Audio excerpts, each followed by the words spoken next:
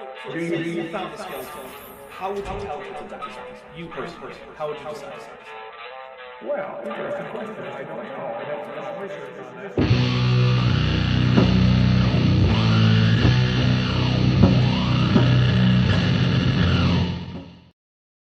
Hello, everybody. Welcome to the next Dapper Reacts. This is number 15, and I am here once again with Ashanti. Ashanti, how are you? Well, I'm angrily kicking over some building while dressed as Godzilla, I think. As well you should be. I mean, Yeah. So, creationist Grand Canyon tours make me mad, so I just destroy buildings. No, it's entirely understandable. They make me mad, too. The idea that someone would pay money, hard-earned American dollars, to go be lied at for hours, or even days, because they take, like, tours through the river, which take, like, a week or two. My goodness, that's... Why pay for something that takes the enjoyment out of visiting a grand place, says Brian Stevens in the chat. Exactly. Which is why, of course, the poll is up. How much would you pay for a Young Earth Creationist Grand Canyon Rim Tour? So this is not for the tour at the bottom of the canyon. This is just going around. I think they usually do the South Rim. And so you're just going in a van basically from spot to spot around the rim, having this youth pastor talk at you. It's funny because in our first episode on this guy, I started out with like, this guy has the biggest youth pastor energy. And then later on he's like, I used to be a youth pastor. And it's just like, oh, yep. You don't say. Quote, I don't want to see a Young Earth Creationist rim, thanks Dapper, end quote, says unlocked. Well, then just say nothing. That sounds awful. That's what you vote for in that case. Yeah, I would pay no dollars. Yes. Well, I'm ready with a cup of coffee with the normal amount of brandy. In it. What percentage solution is this coffee to brandy? Well, it's okay. Look, it's more coffee than it is brandy by some amount. I don't know what that amount is. It's more than 50% coffee. Promise. All right, guys. Ashanti, unless you have anything else, we're gonna hit play. No, I'm just real super groggy, but at least I do not have a migraine. That is a plus.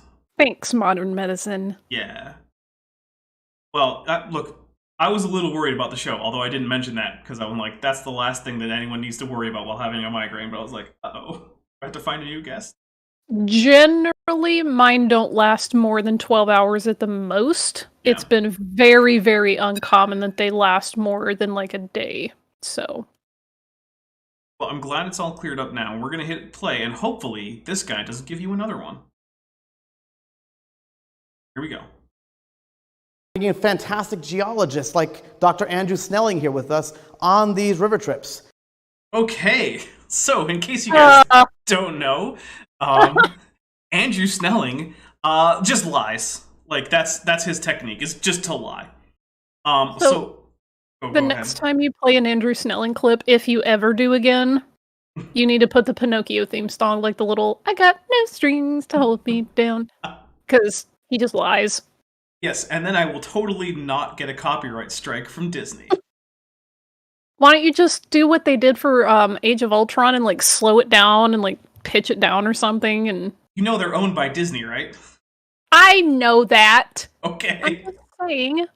Because Disney's not going to sue the Marvel Cinematic Universe. What sense would that make?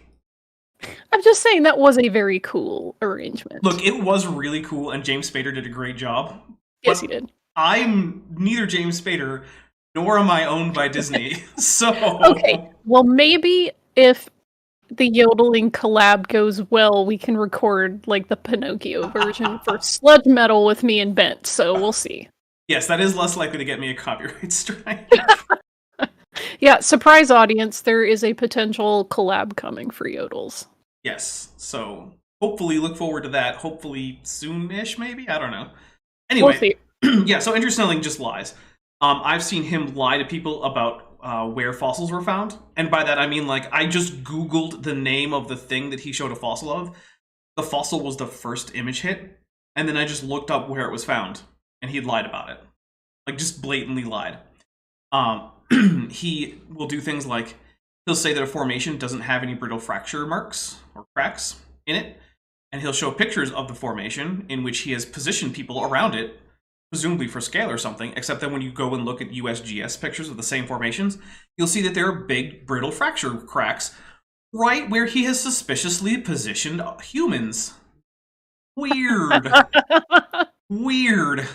He'll also just claim to have found cross-bedding angles in the Coconino Sandstone, inconsistent with everyone else's. No one can find cross-bedding angles like the ones he reports, and he doesn't seem to be open about telling people where he found that cross-bedding that would indicate that maybe it was a marine deposit instead of what everyone already knows it to be, an Aeolian sandstone. So yeah, clown. Yeah, when you hear amazing geologist, just in this case, just think outright obvious liar. That's what we're going with here. Lying liar who lies. Exactly. All right, here we go. Now that we know what wonderful geologists you can meet on these Grand Canyon tours. And when we stop here at Blacktail Canyon, it's a powerful reminder of just how strong, massive, and powerful that global flood really, truly was. By the way, he's saying that because, in case you didn't catch the first part of this, he's talking about the Great Unconformity. And the creationist explanation for the Great Unconformity is that it's an erosional process that happens at the beginning of the flood.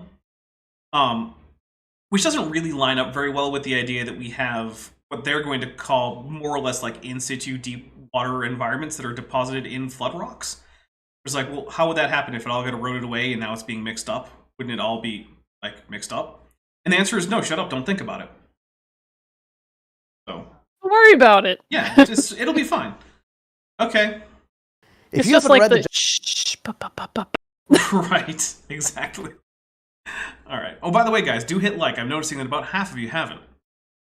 Genesis account about the flood and about the ark, I really encourage you guys tonight, go to your Bible, go to the source book, go to the history book of the universe. No, go to a literal history book. Go to literal science books. Yeah, go check out a geology book. I promise. Goodness gracious, don't go to a religious text to get science answers, please. Yeah, don't. Look, here's the thing, right? I'm not going to tell you don't read Genesis. Certainly not going to tell Vishanti don't go read Genesis. I actually do kind of frequently. Right. I mean, look, I read Genesis from time to time. But you should not be trying to base your geology off of it. It's not going to work. Yeah. It's just not. And Landon's drinking some coffee. But Landon, how much of your coffee is actually brandy is the real question. Tengo café, pero no tiene brandy. I don't know what the word is for brandy. You don't know the word for brandy? Come on. If anyone hablas español in chat, let me know if you know the word for brandy. Genesis 6, 7, and 8, talking about the ark, talking about the flood. Read it for yourselves, and you'll realize this is oftentimes much bigger than what most people tend to think. The Bible describes this flood to be a year-long flood process of huge, catastrophic, enormous, destruction around the world. It doesn't say that there was catastrophic damage. It just says the water was on the earth. Mm-hmm. Doesn't necessarily mean that it was all like sloshing around like a bathtub like they want you to think. Interestingly, young Earth creationists actually have their models make the flood way more destructive than you would be led to believe by just reading the Bible on its own, right? You read the Bible on its own and you're like, okay, so all the animals died and all the people died except the ones on the boat. Okay, cool. And then, like, there's an olive tree, so apparently it wasn't that bad for the plants. So, like, whatever. Or, like, olive trees can speed grow in a matter of, like, months. Yeah, apparently. Oh, okay, so I'm getting 3 different answers. Sage Ohio says brandy. Ron Merkley says El Brandy. And Brian Stevens says a cognac.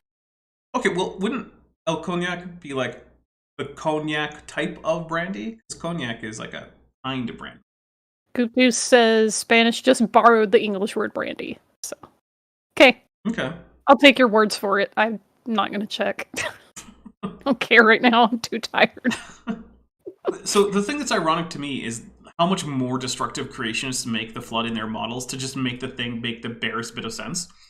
Because, they're all going with like, hydroplate or, catastrophic plate tectonics, both of which are models that even without the accelerated radioactive decay that they also want to shove into the flood, would release enough heat to turn the Earth into a ball of plasma. We're not talking melted.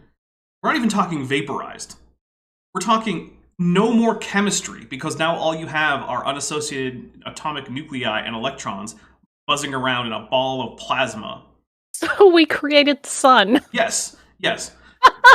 And then they're like, yeah, but it was pretty destructive. It's like, yeah, I'll say that's kind of destructive that a wooden boat is not going to help you with, my guy. Man, and then that makes British understatement look exaggerated. Right? And it's like, no, it's okay. Look, it shaved off a bunch of rock. I'm like, no, dude, there shouldn't be any rock. According to you. Like, it should all have just been a ball of plasma. But, okay, sure, it sheared off a bunch of rock, I guess. What about this? You know how, I believe it's in Peter's writings, where he discusses that, Are we talking the New flood was Testament water. Yeah, okay. Yeah, the flood was water, but the next judgment on the earth is going to be fire, and it says the elements will melt. Maybe he means, the flood's going to turn the earth into a ball of plasma. Maybe that's what that's talking about. Peter was looking forward to Answers in Genesis' eventual flood model. I mean, why not? They think just about everything can be prophecy, so hey, that's theologically consistent, right? Sure, you know what?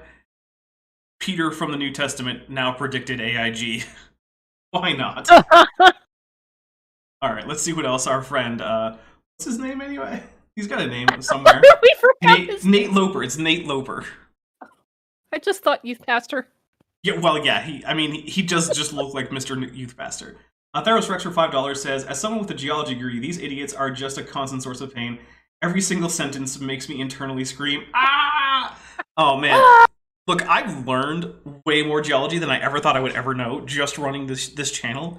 And I still feel like I don't have the equivalent of, a single semester of, freshman geology in college. And even I'm like, this is the dumbest thing I've ever heard. I mean, why do you think I'm dressed as a kaiju kicking over skyscrapers? That's how mad this makes me. Fair enough. All right, here we go. A mountain building event, a tectonic tsunami-like destroying event. I mean, this. Okay, but hold on.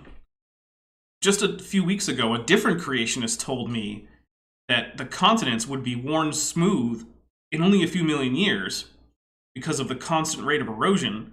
And now this creationist is telling me that mountains can be built? Those two claims don't go together. Get a coherent Sure they do. model. Just don't worry about it. Right. That's one of the things that gets me about young Earth creationism is it's not even that it's not well evidenced, because my goodness is it not well evidenced. There's not even an actual model that you could find evidence for. It's just like Flat Earth. It's just ad hoc rationalizations to explain any one particular observation, and then that observation is incompatible with a whole bunch, or that explanation, sorry, is incompatible with a whole bunch of other explanations, which themselves have a bunch of ad hoc explanations that aren't compatible with each other. And it's all just a mess. Yeah. That's something I did start to notice towards the end of my tenure in young Earth creationism, is that everyone has their own ad hoc explanation and they don't mash well with each other, and nobody's out there verifying them, so right. And it's not even just with geology and things, right? We'll also get things like genetic entropy. Okay. Well, genetic entropy has its own... No, sorry, not genetic entropy. The waiting time problem is what I meant. So there's this idea of the waiting time problem that, it takes so long to get coordinated mutations in evolution that it'll never happen. Okay, then you look into the assumptions and you realize that for the waiting time problem to be a thing, then created heterozygosity doesn't work, which is how they explain why there's more diversity in modern organisms than you could fit into the supposed kinds on the ark. It's like, all right, so yeah, in order to invalidate evolution, you invalidated your ark model. Great. That's fun. Carrie Bronston for $5 says, it's like seeing a helicopter at the top of a tree. I don't know precisely how to do it right, but I know that's very wrong. Yeah, no, it is. It is, yeah. I don't need to be a helicopter pilot to know that that's not the way you fly a helicopter. They're talking in the side chat about how Noah fit everyone on the ark by putting them in a Pokeball, so now the ark is the world's largest Pokeball. Okay. Wouldn't that be more like the Pokevault? Sure. Okay. Look, if you look too far into the deep lore from people trying to come up with how Pokeballs and the Pokevault and stuff work, it gets dark. So Yeah. no. That's not to think about that too deeply. a really big deal. Now we see the evidence of that directly in the rocks, and we see the evidence of that directly right here at the Great Unconformity. We have a massive erosional event, tremendous amount of erosion. Yes, that's true. If we were playing the drinking game, I would say drink. We do have a lot of erosion at the Great Unconformity. Dr. Tapioca Weasel says, gotta flood them all. Nice. So was it slow and gradual, or was it maybe a lot of erosion in a little bit of time by a really big event? No, the first thing. Look, I think it's probably the first thing. He doesn't have evidence of the second thing, and I actually don't know if we have a great... Because look, the Great Unconformity is a fairly mysterious event, right? Like, as far as I know, there's no great answer as to exactly what caused it. But what that isn't is an invitation for you to just shove in whatever other unevidenced idea you happen to have. That's not how science works, right? When science comes up, Heck, this is as plausible as space giraffes. okay, so I have to say something about that real quick. It was a Daily Mail headline, big surprise there, right? It said that something like an asteroid half the size of a giraffe landed off the coast of some country or another. Dude, that doesn't mean anything. Stop using animals as your unit of measurement for things. What is The it? tweet was like, which half of a giraffe scientist? Which half? Right. Giraffes aren't exactly the easiest thing to section in half. Like, what does that mean? Are we talking about the volume of a giraffe divided in half? Did you take an actual giraffe and divide it down the middle? Which middle? Like, front to back? Side to side? Just stop. Also, stop measuring Diagonally. things. Right. Also, stop measuring things in football fields. No! I'm American, dang it. Stop it. It's dumb. All right. That's our units of measure, like the American system of measure. It's just like eagles, football fields, apparently giraffes for some reason. Well, to be fair, the Daily Mail is a UK paper, so I know. That's an English unit of measurement now. But thank you for making this about the Daily Mail article and not our conversation about Zindi skulls for the arboreal species. Well, now you brought it up. Now I have to explain it. All right, so there's an episode of Star Trek that we're way off topic now. We're gonna have to get back on topic. But there's this I episode. just hate listening to this guy, so I'm trying. Well, fair enough. Look, so for those of you who might not know, there's an episode of Star Trek Enterprise where they're learning more. We're learning more about the background of one of the main antagonists of the first 3 seasons, the Zindi. We're a conglomeration of whatever number of species from the same planet. And there used to be another species of the Zindi avians. We're hearing this tragic backstory about the Zindi avians, and there's the skull, the last remaining vestige of the Zindi avians that exists. Except it's just a bull giraffe skull. It's literally just a giraffe sitting on the set of Star Trek, being talked about like it's the skull of an alien bird.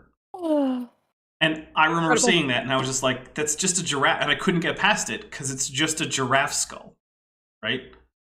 Anyway, Carrie Bronson for $5 says, when they say T-Rex is the ruler of the dinosaurs, they really mean that everything paleo gets compared to T-Rex in some way. Yeah, my goodness, I hate that trope. Yeah. Every theropod ever discovered has to be compared to T-Rex in some way, or be called a relative of T-Rex, no matter how loosely related to T-Rex it is. And the name kind of set that whole thing off. Oh yeah, look, T-Rex is one of the best names. Tyrannosaurus Rex, the Tyrant Lizard King. It's an amazing name. You're not going to top that name anytime soon. Sorry, Thanos, which is also a dinosaur name now. Yeah. Amazing. Yeah. Well, to understand that, we need to go and examine the rocks. Take a look at the rocks in the geology, and the rocks cry out. This is actually a really nice picture of the rocks here, and I appreciate that unironically. Because I am used to looking at creationist pictures of rocks where, it's 4 pixels by 4 pixels. So, good job, guys. This is, unironically, good job there, Kate Loper. The rocks speak a testimony of what has happened in the past.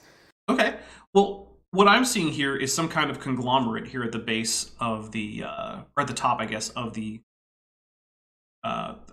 uplifted segments. So at the bottom, or at the interface of the unconformity. So, we have things like the Vishnu schist below, and then we have the start of, what is the lowest of the sedimentary layers of the Grand Canyon? Is it the...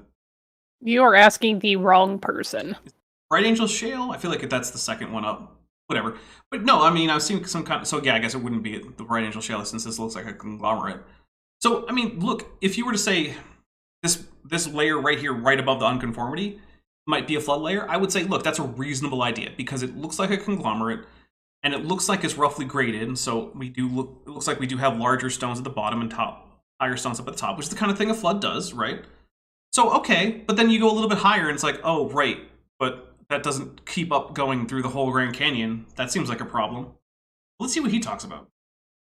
So when we go and examine this great unconformity, again, the reason it's called the great unconformity, it's not just the little unconformity or an unconformity, but the reason it's called the great unconformity, first of all. You know what? I almost feel like getting a geology degree and then doing a study on unconformity just so I can name it the meh unconformity.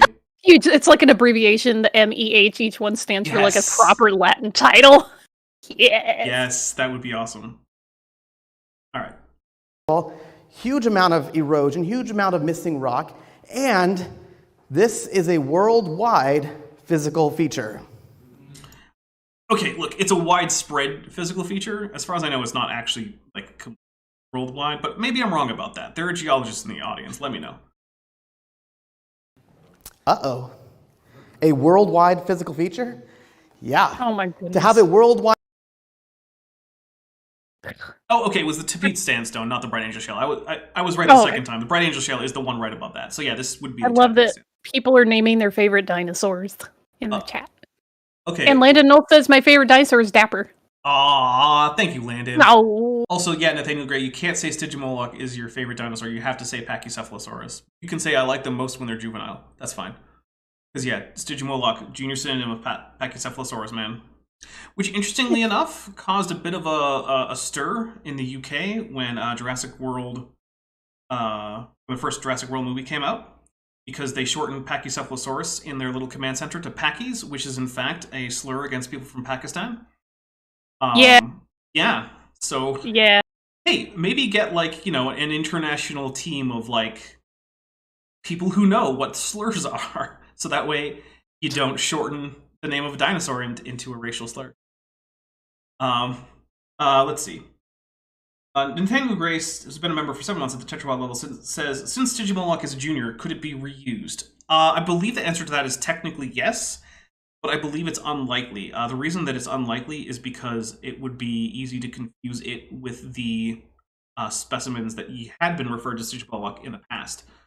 But if I remember correctly, which it's a big if, I do believe that technically junior synonyms do actually become available for use once it's determined that they're junior synonyms. So I do think technically you could probably still name a genus Stygimoloch. But at some point that name will probably be taken by a beetle if it's possible, because all the names are taken by beetles. Seriously, almost every time I see that, oh, this genus used to be called this, and you find out, oh, why was that? Oh, because the name was already occupied by a beetle. Of course it is. Beetles make up like 50% of animal genera or some craziness like that. It's absurd. Whoa. Yeah. I mean, I'm exaggerating a little bit, but like it's ridiculous. Beetles are like the most speciose group of animals you ever heard of. Everything's a beetle. Anyway. Physical feature means you must have a worldwide event to do that. That's possible, but it's not the only explanation. It could be that you could have a series of local events that are not countered by sufficient sedimentation elsewhere. It could also be that you do have a worldwide event, right? There could be something like a worldwide glaciation that produces lots of heavily eroded surfaces, but doesn't result in a lot of deposition, except in very odd instances, like your ocean coasts, and that stuff gets abducted away, which is why we don't still have the sediment. I mean, it's possible, right? There's other options. Yeah, a worldwide event could be the thing. But the thing is, in geology, an event could be 40 million years of something, right? You might call that not an event, but geologists would. Coop23 for $2 says, I thought there were only 4 beetles. Well, okay, different kind of beetle. The Siloof asks, are beetles crabs? No. Beetles crabs. No, but they will be eventually, because that is one of the only endpoints for evolution, is crab. I love that. Now, what was that event? What was that mechanism by which we can see this huge amount of erosion? I don't know, but neither does he. But he's going to pretend he does, and that's the difference, right? That I don't know doesn't mean I get to just sock it in my favorite explanation. Right? I can't just say, oh, well, the Klingons shaved off that much rock and flew it back to Kronos to celebrate. They built their moon Praxis out of Yeah. that. Yeah, that's what Praxis was made of. That's why it was so unstable that it blew up later. That's right. Or will No, that was Khan. It will have blown up later. Mm-hmm. Well, it's only Khan in one timeline. In the main timeline, they blew it up themselves by having, like, basically OSHA violations. Yeah, true. So, I actually kind of like Khan blows it up more from a dramatic standpoint than just, like, Oh, yeah. so many OSHA violations that the moon just blew up. Okay. Yeah. Oh, well, it was fracking, obviously. I mean, ultimately, that's basically what it was. Yeah. They fracked themselves to death. That sounds way dirtier than it should. All right, here we go. Was it slow and gradual, or was it rapid and catastrophic? Again, as good scientists, as good geologists, we go and examine the rocks. You guys aren't scientists or No. geologists. You could... I've heard arguments that Andrew Snelling is a geologist. I reject them for the most part. I think if he is one, he's very poor. Well, so here's my thing, right? Definitionally, science is not a chase after a particular answer. If you're coming to science with, this is the conclusion I must reach, or I will reject whatever I'm learning, whatever I'm finding, then you're not doing science. You're doing the opposite of science. Science is about going where the data take you, not taking the data where you need them to go. For that reason, the vast majority of young Earth creationists, and all the ones that I'm aware of who are professionals, are what I call anti-scientists, because they're doing the literal opposite of science. Not just pseudoscientists, who will do things like misinterpret data and come to weird conclusions. Pseudoscientists can sometimes change their mind, and they don't always start out with a clear intent to just have this one conclusion, right? Like some of them, you can actually see them go through a thought process of coming to a conclusion based on faulty reasoning, but not having that conclusion from the outset. Creationists, on the other hand, have a predetermined, dogmatic, required belief of the data, and they will force or ignore data to fit into this model. And that is not just bad science, it's not just fake science, it's the literal antithesis of science. Why I've started to refer to them as anti-scientists. Also, Valkyrie Vision for 199 says, Mom Mothers. Thank you, Valkyrie Vision. I'm not entirely sure what that means. It might have been a problem with text-to-speech. If that's the case, let me know. What the rocks say. When you look at that erosional plain, if you haven't figured it out yet, that great unconformity line is right here. No, I hadn't. I was talking about the difference in, the conglomerate versus the underlying metamorphic and igneous rocks, but that's okay. Your audience probably hasn't. There's Rex in the chat says, Snelling is a geologist like I'm a girl in World of Warcraft, faking it for money and attention. Hey man, I hope you get all the gold in the world. Good luck to you. Look, here's the thing, man. If you're silly enough to give someone gold and like items in World of Warcraft because their avatar is hot, then you deserve to have all that stuff taken from you.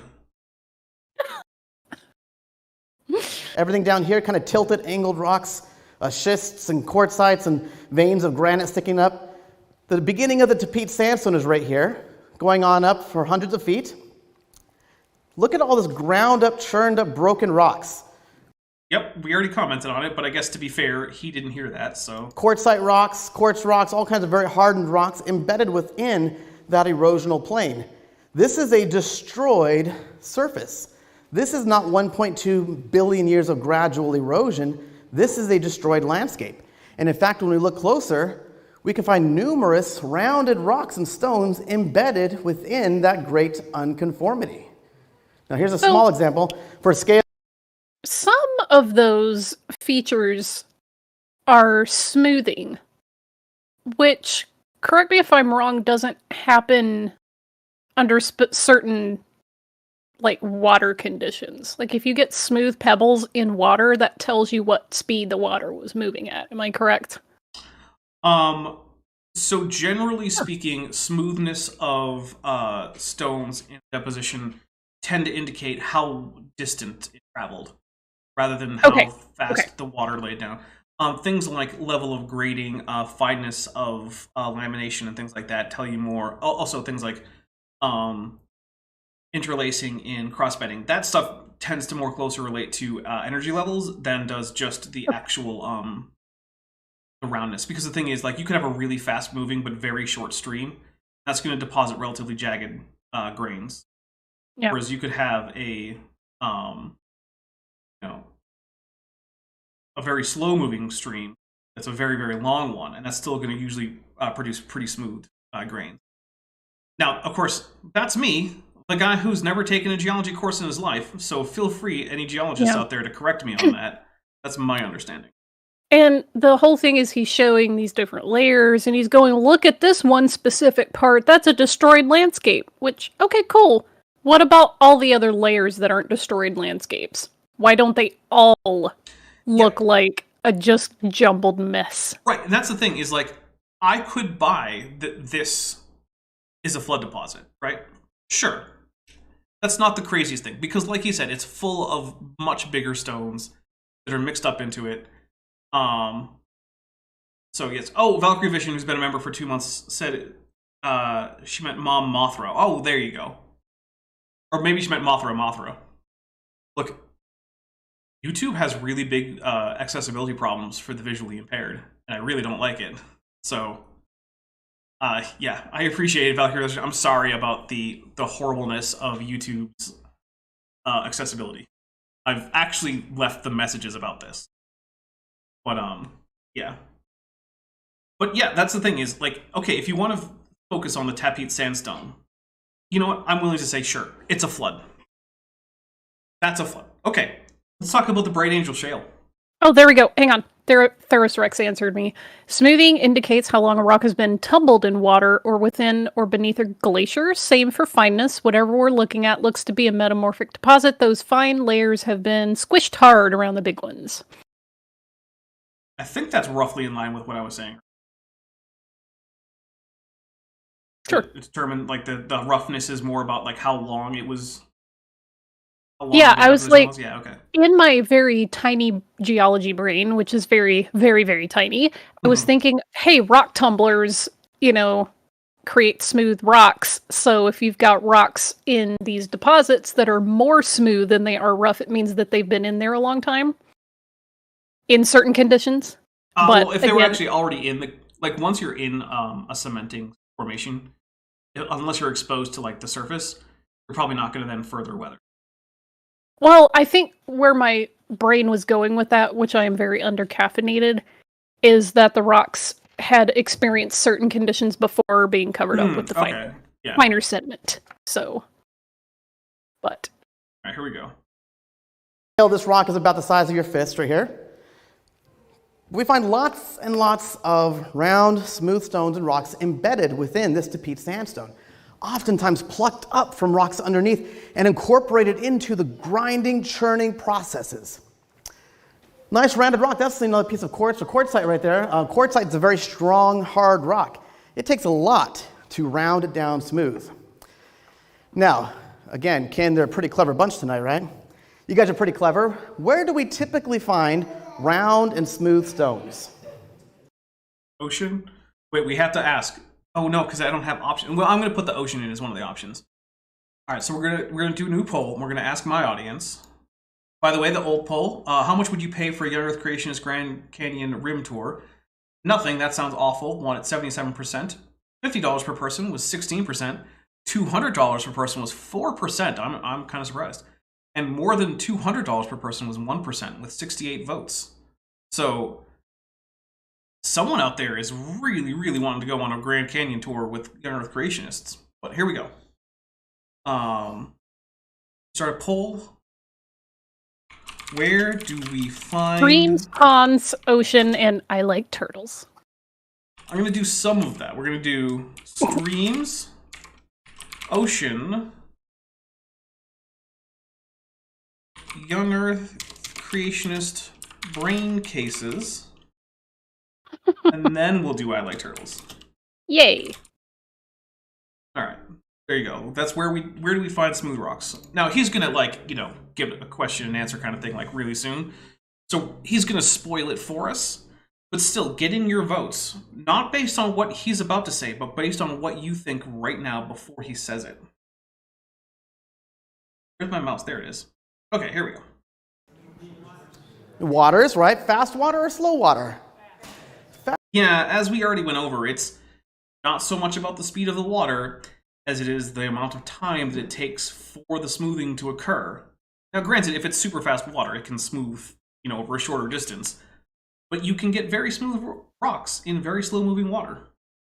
Fast water, rivers. Says, quartzite is a metamorphosed sandstone. If you continue metamorphizing it, the grains just continue fusing together. They don't round out. If anything, they grow into more jagged parts. Brain pain! Interesting. I did not know that about quartzite because I am not a geologist. Thank you, Theros Rix. Yes. Rock expert. Look, it's. I love that I have an audience that actually includes people who are actual experts in all the ridiculous fields that are like so eclectically glommed onto young Earth creationism. This is why I like these streams and I like your audience, because when I have some sort of half-baked, not quite even coherent thought, they're like, "Oh no, it's actually this thing." Yeah, no, it's great. My audience is amazing. All right, here we go. And streams, right? Where did David go to find those smooth stones he was looking for to slay Goliath? Oh my goodness. The Bible tells us he went down to the brook or the stream. I mean, to be fair, that is where you should probably go to get stones for your rock sling. Yeah. I mean, we all need rock slings, by the way. They're very cool. Yes, they are very cool. And also dangerous. So, don't shoot your friends with rocks from rock sling, because the idea of killing someone with rock sling is not far-fetched at all. Like, the only far-fetched thing about that story in the Bible is the height given for Goliath. Pretty much, yeah. Everything else about that is like, yeah, no, that checks out. I mean, if you hit someone with a rock just throwing it normal speed, that's gonna cause some damage. But if you hurl it out of a rock sling, yeah, you're not gonna have a good time. No, that's a good way to put a hole right through someone's skull. Yeah. So, yeah, I used to think as a kid, like, it's just a pebble from a stream. What's the deal? Well, then, my friend. Yeah, I found out when I was older. I was like, oh, okay. Yeah, no, that does sound terrible. F equals mv squared, isn't it? Or F equals mv cubed? I can't remember what it was. It's squared, but yeah. Squared, thank you. Yeah. Coffee brain. It's just like, oof, that's okay. No, I get it now. Well. Rip Goliath. Yeah. Right. Press F. And why was that? Well, David was no geologist, but he was smart enough to know. You don't know that. The Bible doesn't say anything about David's geology studies. He might have been the first geologist. I don't think that's the case, but, you can't just assume it. Fast-moving water tumbles these rocks, knocking off the sharp edges, rounding them smooth. So doesn't even matter if they were jagged or not. If you hurl it fast enough, it's going to cause some damage. Well, if I remember correctly, smooth stones are preferred because you can get more. I mean, they're aerodynamic. Yeah, you get more accuracy and more speed out of a smooth. Yeah. There is that. Silver Harlow for $10 says, regarding the previous poll, didn't I answer that last week when I suggested the Young Earth Creationist guide would ruin a Grand Canyon visit, and Roger the Mud Fossil guy would at least be funny in his misinformation? Yeah, you did mention that. Honestly, part of me wishes we were just talking about Roger, because then we could just watch him stab his poor defenseless monitor mercilessly with a feather, and just talk about like how some random piece of stone is actually a foot or something. Disgustingly unmoisturized hands, like they're just so dry and scaly. It's like bleh. His hands look like my hands, but my excuse is I'm a dinosaur. All right. Here we go. Find round, smooth stones where we find fast-moving water, right?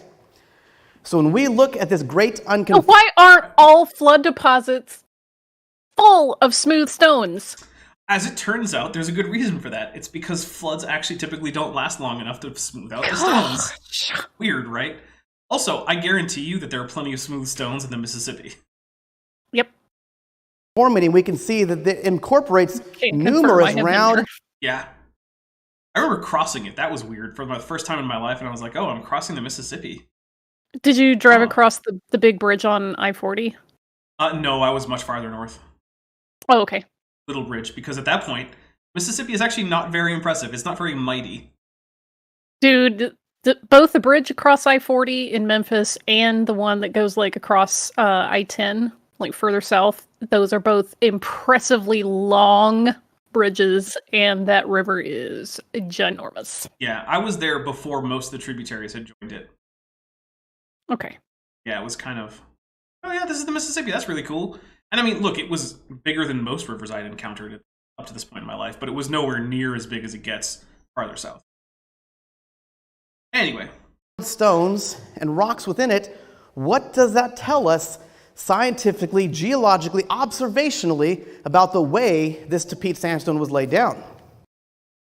Nothing.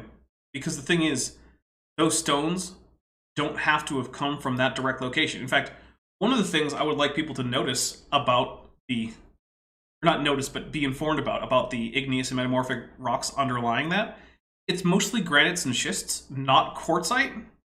So chances are that if there's a heavy inclusion of quartzite rocks in the sandstone, they came from elsewhere and were carried with sandstone, or the sand grains in the sandstone.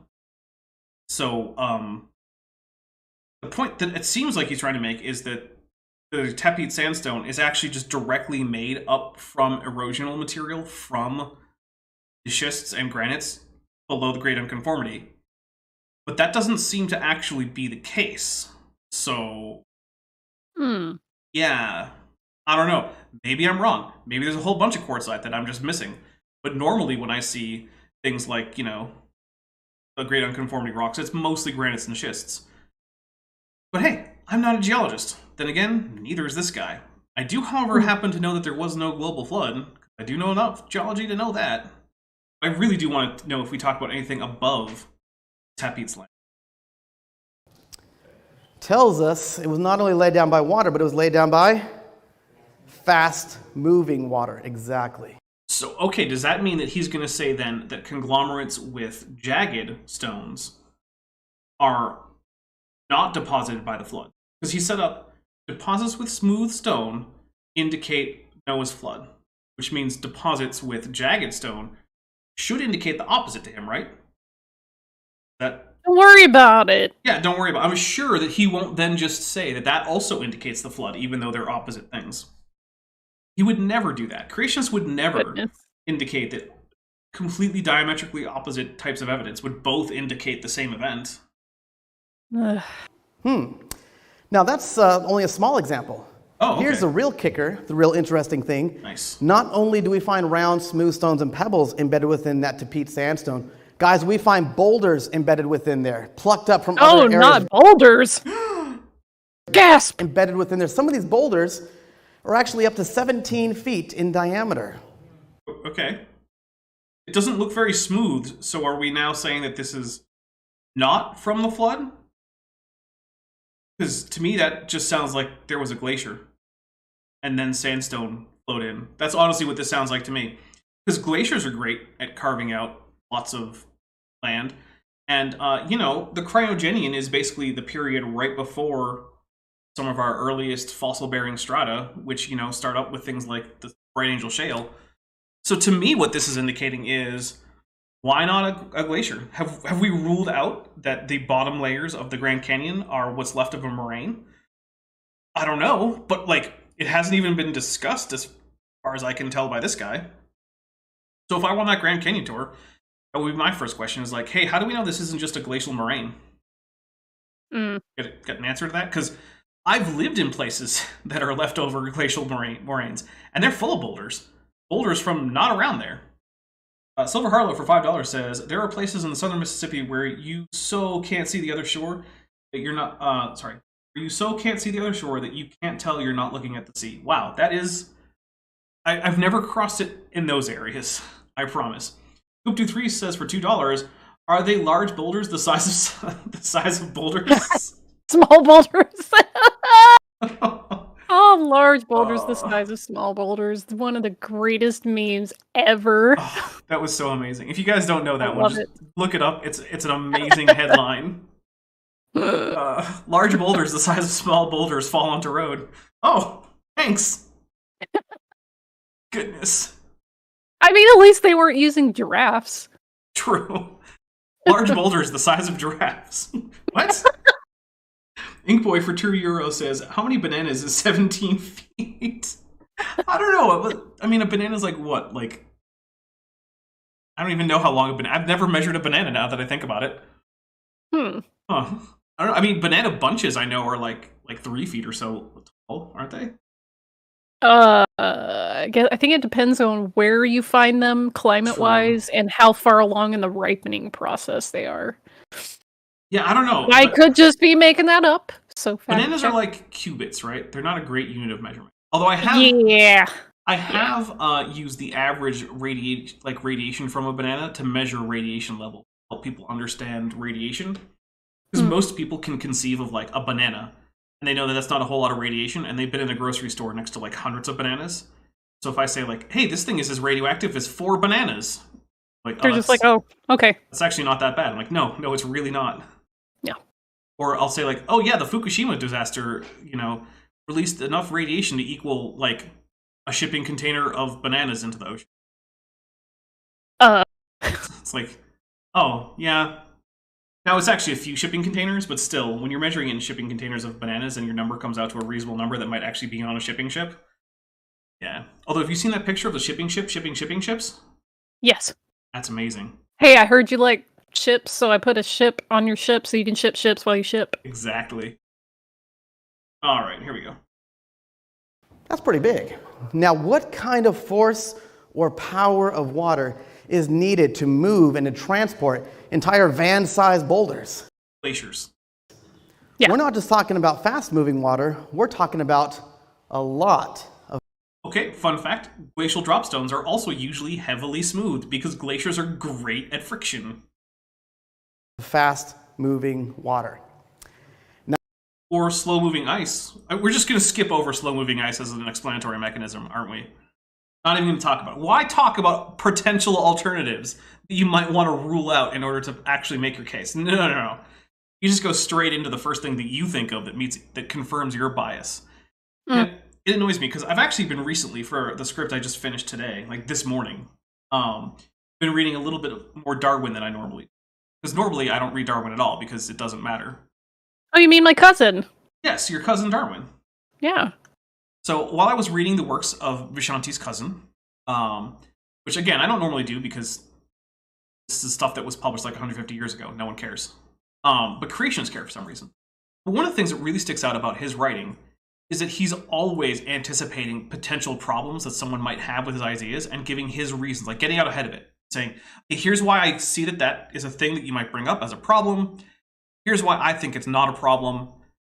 Now, if you want to continue on with that, at least we can start off with having dismissed like the easiest part of this argument. We can actually get into the meat of it. But I don't actually tend to see that with creationists. I do sometimes. But with like guys like this, it's just like alternative explanations. Get out of here, it's a flood. All right, moving on, guys. Don't think about it too much. I hate that because it's so lazy. Yeah. Anyway. Now, I don't know what the exact definition that Webster gives for a flood. Oh, well, that's easy. Also, Ann Stevens, who's been a member at the Tetchpod level for 1 month, says horses and bananas can be measured in hands. There you go. Yeah, that helped me. Thanks. The hand always struck me as like an odd unit of measurement. Like, why have a special measurement just for measuring horses? What's the deal with that? Anyway, Webster, so we'll go Merriam-Webster. We're going to go flood. All right. So what is the flood definition in Merriam-Webster? Because this is easy, right? Okay. Flood. 1A. A rising and overflowing of a body of water, especially onto normally dry land. Also, a condition of overflowing. B. When capitalized, a flood described in the Bible as covering the earth in the time of Noah. 2. The flowing in of the tide. 3. An overwhelming quantity or volume, as in a flood of phone calls. Also, a state of abundant flow or volume of greatest activity, often used in the phrase in full flood, a debate in full flood, a political movement in full flood. And there's the verb form, to cover with a flood or inundate. That's 1. 2A is to fill abundantly or excessively, flood the market. And 2B is to supply an excess of fuel to an engine or carburetor, etc., so that the engine operation is hampered. As an intransitive verb, it means to pour forth, go, or come in a flood, or to become filled with a flood. So there you go. 8. We've found out what the definition of a flood from Webster's dictionary is. It was literally one Google search away. I don't know why you're being so lazy. That's okay. But also, again, dictionaries are descriptive, True. not prescriptive. They are just telling you how the words are currently being used. Mhm. They do not dictate meaning, because words don't have intrinsic meaning. They are descriptive of things in, the human experience. So they do and can change over time. That's why I like a little meme I saw of a guy nailing little nails into the shoreline where the waves were, and the caption was humanity trying to describe the indescribable nature of the universe, and then over the little nails it said language. Yeah, that's pretty accurate. Yeah. But I think it has something to do with a lot of fast-moving water covering the landscape. Right? Actually, Why it is doesn't. everything fast-moving water? Yeah, we literally just read the definition, and guess what? It doesn't have anywhere in there that it has to be fast-moving. Literally not a thing. In fact, I've actually seen a lot of floods. Not all of them in person, but none of them actually involve very fast-moving water. In fact, that time I was actually in a flood in my basement, it wasn't moving very fast at all, which was part of the problem. Mm-hmm. Yeah. Right? And interestingly enough, that is what all geologists agree regarding this Tapete sandstone. Is it though? Because I looked up the Tapete sandstone and I couldn't... Citation needed. Yeah, what I found out was that it was a marine deposit, not that it was a flood deposit. Now, to be fair, I didn't read far enough to get an explanation as to the various stones incorporated into the sandstone, like this boulder. But yeah, I didn't see that. But you're right. I'm gonna put up citation needed. Figure out where I put it. There it is. Yeah, that's a citation needed, buddy. All right, here we Scoop Whether Doo they gave are me creation homework, so I'm going to do geologists- that in the background. go. Okay. Thanks, Scoop Doo, for giving my co-host homework. For a everyday secular geologist, every geologist around the planet agrees. And here's what they say in their literature, in their published literature. They say, we don't know what happened during this 1.2 billion years of missing time, but there must have been a tremendous water event at some point. I would love to see the citation, because remember, he's saying they all say that. So he should have a source, right? A source. I'll be honest, it frustrates me. Because I just finished writing a script today, right? And at the bottom, I have a whole list of sources. And almost all of them are either creationists, so I know what, this is actually what the creationist is saying, I'm not kidding about this. Or they're citations to the actual literature, or historical works that people are referencing, right? Like this Origin of Species, right? So I'm actually going out and finding all these things and checking the creationist in question sources. Stuff like that. And then this guy gets up and he's like, well, everyone knows that this is what they say. And I'm like, Okay. do they? Could you provide someone saying that so I can go check up on it? The answer is no. He doesn't have to have citations. Because no one in his audience cares. They just want to be told things that they already believe and be told that the experts agree with them. Yeah. So... Love how honest that is. Yeah, it's the most honest way you can do science, is to just never tell anyone where you got any of your data. Nah. Why would anyone need to know that? Nah, don't worry about it. Yeah, we're trustworthy. A tremendous water event because the physical evidence is undeniable.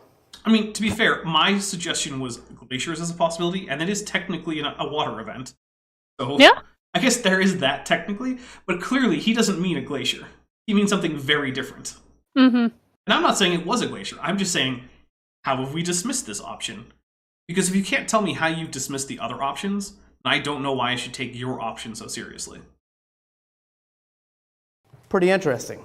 So we look at this great unconformity. It's a massive, huge erosional boundary. The great unconformity, to me, is one of the best features to show us that there really was a flood, because it's tying in with a couple other features that we're going to talk about right now.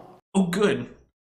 Because I'm very curious to see what other features there are. Because like I said, I do actually think that the Great Unconformity followed by the Tapete Sandstone are, like, at least at the very basic level, not completely incompatible with a flood event, right? Like, I get how you get that idea from them.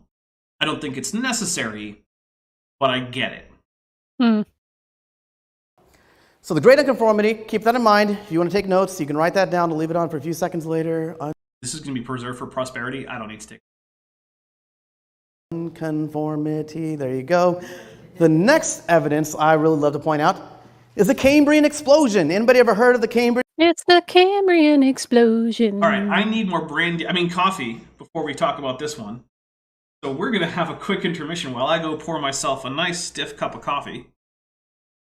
And then we'll be back. Because, do I need something else to sip on before we talk about the Cambrian explosion and why apparently that indicates a flood. Because next up is the Bright Angel Shale, and boy do I have some things to say about the Bright Angel Shale and how that might fit into a flood with the Tapete Sandstone.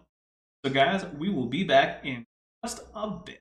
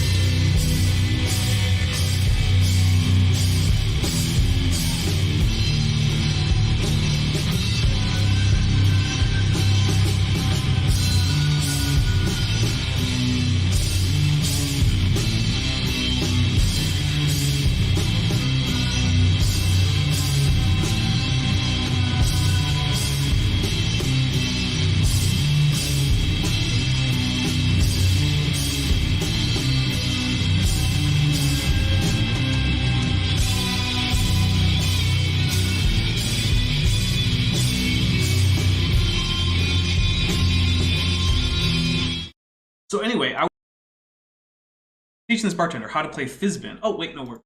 Okay. Hey, everybody. Welcome back. Thank you for being back. I ended the poll. Where do we find smooth rocks? Streams won with 41%. Young Earth Creationist Brain Cases came in second with 34%. I Like Turtles with 20%. The Ocean with 4% at 70 votes. Thank you very much. All right. Vishanti, are you ready for young Earth creationist discussion of the Cambrian explosion, because I'm certainly not. No. I also want to point out that we're seeing trilobites, which, while they did show up in the Cambrian, don't show up until like 30 million years into the Cambrian. So, like, is that the explosive part is 30 million years after? I don't know. Let's find out. Like, you should clip the little bit from the History of the World video where he goes, the Cambrian explosion. Because they mention it so often as if it's some gotcha. Yeah, that would be fun. All right. Explosion, or the Cambrian explosion of life. Guess where we By the way, I'm not going to nitpick Cambrian versus Cambrian. It's both fine. It's say whichever one works. find the Cambrian explosion at the Grand Canyon. You see this line right here with the Tapete sandstone, is that? Where these tilted angled rocks down below come up and then it joins up with this? Yeah. The Cambrian explosion is found at the exact same place, exact same moment in time as this massive erosion. Okay. My goodness. It's not, though, because there are other places where the thing above the Great Unconformity are things like cryogenian deposits or the Ediacaran period. He's just saying, this is what happens at the Grand Canyon. And then if you say, okay, does that happen everywhere? The answer is like, shh, it happens here. Okay, sure. That's the thing. Like, this is already a terrible, terrible argument. I guess I do. Hey, look at these geologic features that prove my point for the flood that didn't happen. This is a feature everywhere. Oh, look at this one specific feature that you think proves your point. Did this happen everywhere? It happened here. Shh, don't talk about that. Goodness gracious. Yeah, I really hate it. I don't know if you guys can tell. I do not like this guy. So an explosion of erosion That was clever. coinciding with a massive Cambrian explosion. Now, the Cambrian explosion is this. Around the world, again, here's a pesky term, worldwide, right? But around the world, Cambrian rocks aren't found around the world. I mean, they're found in lots of different places across the world, but not everywhere has Cambrian rocks. So, let's be clear about what's happening here.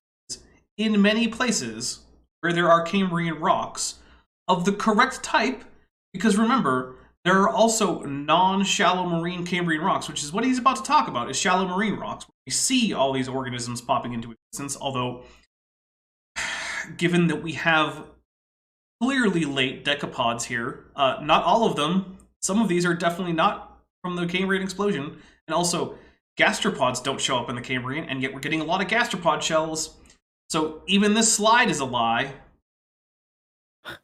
Okay, I'm just going to hit play because I'm going to start getting angry. we find a massive explosion within the fossil record. Basically, down below that level and worldwide again, we find no fossils. So That's a lie. Dickinsonia, Charnia discus, Kimberella, Namacalithus. These are all pre-Cambrian organisms. There's also the various somewhat enigmatic fossils of the Dushantu Shale in China. They're usually interpreted as animal embryos. Those are fossils from before this. We have evidence, not of body fossils, but we have chemical evidence of sponges going back some twice as long as it was from now to the Cambrian, some 800 million years ago. There are more than 1 billion-year-old stromatolite fossils. When he says that this is where we find the first fossils, to quote James Tour, he's lying to you. I don't normally quote James Tour, but this time it works. I love watching him get absolutely obliterated by Professor Dave. Yeah, it is pretty fun. Just beautiful. All right, so let's continue to hear Nate Loper just lie to our faces. no fossils, no fossils, no fossils, no fossils. Then explosion within the fossil record Wrong. that represents nearly every major phyla of life known to man. First, it's every major phylum, because after the word every, the next noun needs to be singular. And phylum is singular, phyla is plural, and look, I get it, right? These are weird Latin-y words that not everyone knows. That's fine. But if you're going to lead tours talking about this, then get it right, man. Like, I seriously, like, I don't actually hold most people to, like, the standard of get the plurality of phylum right.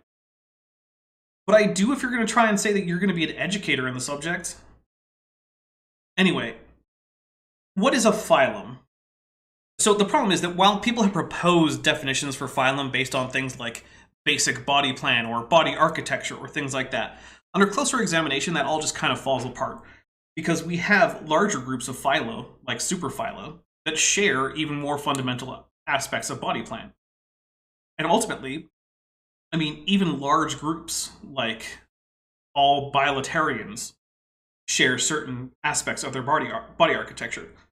So, should bilateria be a phylum? Well, most people would say no, but, like, it could be. A phylum is just as arbitrary as a family, or a genus, or a species, or a class, or an order, right? A phylum is just a grouping of similar classes. That's it. That's all it is. So, when he says all the major phyla occur at this point, that's because that's when they diverged, right? If you were to go back in time to the actual Cambrian and look at organisms that today you would put in different phyla, like if you were to look at the first stem arthropod and the first stem onychophoran, they would look like sister species, right? They would be essentially identical. You wouldn't put them in different phyla. You might put them in the same genus. And that's the thing. At the time of the Cambrian, that's when the phyla are diverging. So of course, that's when you start seeing them. But the other thing is, you actually don't start seeing the actual phyla at the base of the Cambrian for the most part. You start seeing stem members of groups, which means animals that don't actually technically fit into the phylum because they fail to meet some of the criteria, but are clearly closer to members of that phylum than they are to any other living organism. So you have things like stem arthropods, like Anomalocaris, which is a pretty famous Cambrian predator. It looks like an arthropod, but it lacks the jointed legs that are the key feature of being an arthropod. We're also not sure if it had an exoskeleton or what it would have been made of if it did. So it's missing some of those key features, but it looks like an arthropod. That's because we're still at the point where arthropods have only recently diverged from things like stem onychophorans or stem tardigrades, who those three together, arthropods, onychophorans, and tardigrades, make up Panarthropoda. And there were other panarthropods at the time that weren't technically members of any of those three phyla. And the same is things for like Lophotrochozoans and mollusks and brachiopods and things like that. We have other organisms that are like stem lophophorates. They're not actually a member of like Brachiozoa or Mollusca or something like that, but they have those similarities. And then we even have things that are probably stem mollusks. We have things that are stem echinoderms, right? We have things that are essentially bilaterally symmetrical starfish. That's not actually a member of crown echinodermata, right? Because basal to echinodermata is secondary radial symmetry, but they don't have it. So they're stem echinoderms. And all this is doing is saying, hey, look, diversification a long time ago means that today living members of those groups are very different. So this means it was an anomalously large explosion of diversity.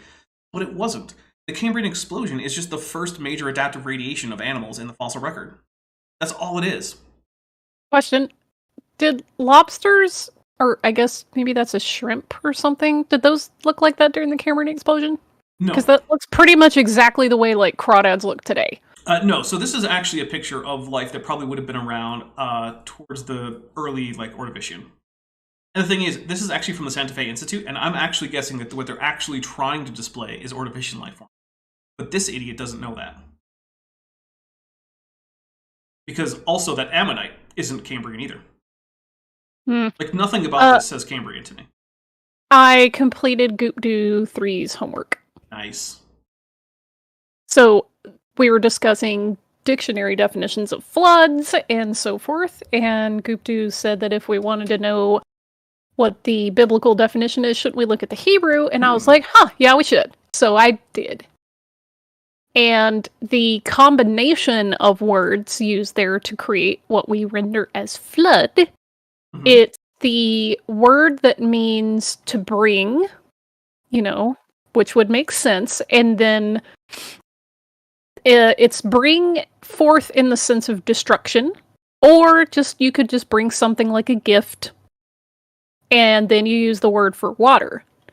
And when you combine those, you get like the idea of destructive bringing. Okay. So that's what that's talking about. And then what's funny to me is the way that the Hebrew grammar uses compound descriptions to emphasize how much water was happening. The way that it repeats words and adds more synonyms for more, much, great, a lot. It's kind of funny to me. Like in chapter 7, in English, some translations will say, and the waters prevailed more exceedingly on the earth and covered all the high hills. In the Hebrew, it says, and the waters greatly. Like, the waters were great. A lot. Yeah, it's a Giboru Me'od. Guys, so this it's like is super cereal water. Yeah, it's super cereal. It's like a lot, a whole bunch.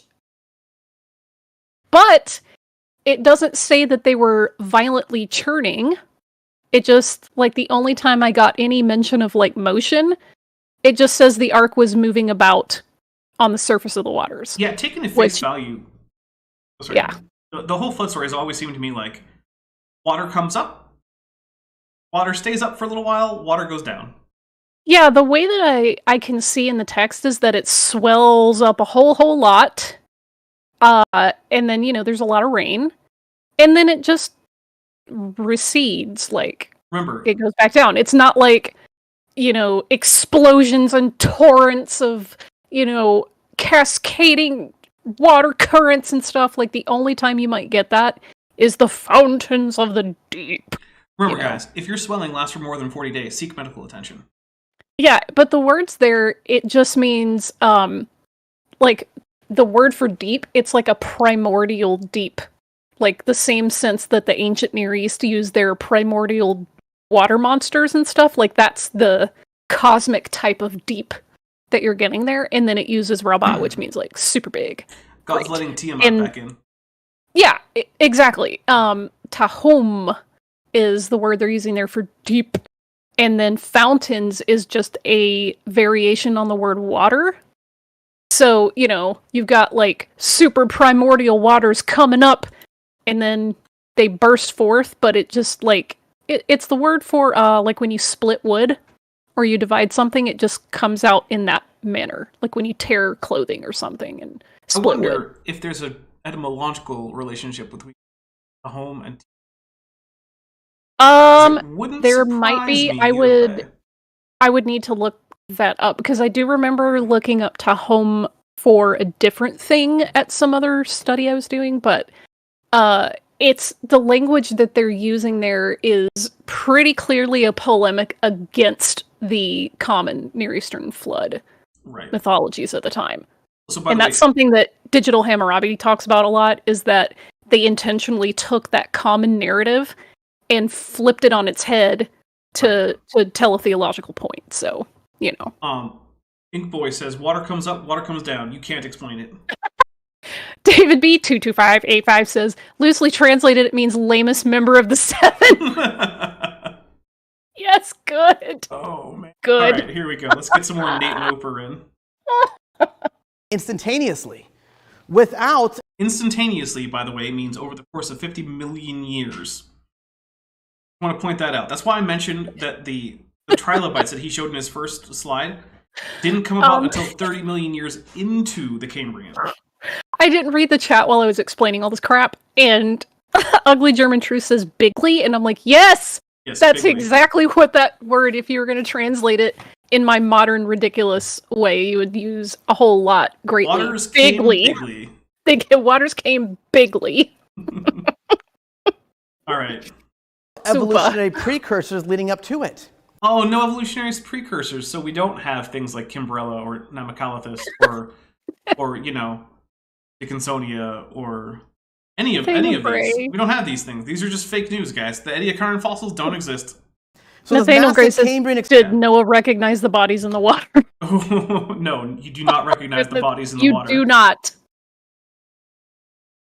explosion is a major mystery, not just to geologists, but especially to evolutionary biologists. It's really not, though. That's No, the it's thing. not.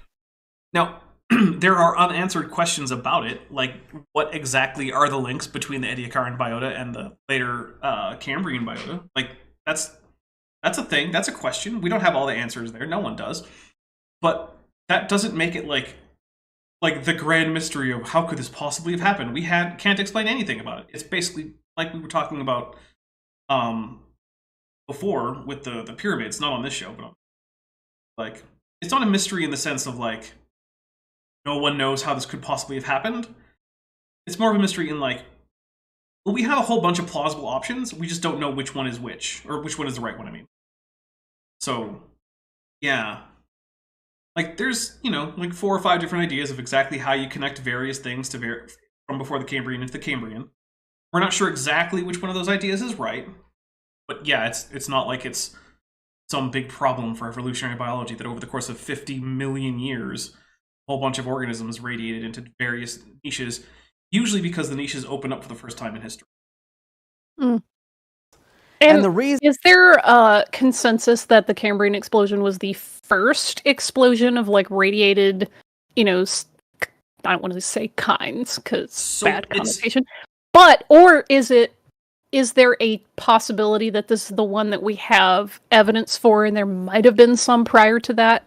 I'll say this: it is we have very high confidence that it is at least the first adaptive radiation of stem metazoans.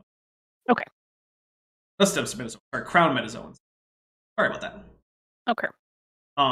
There may have been adaptive radiation of like stem metazoans earlier than that. In fact, there probably were.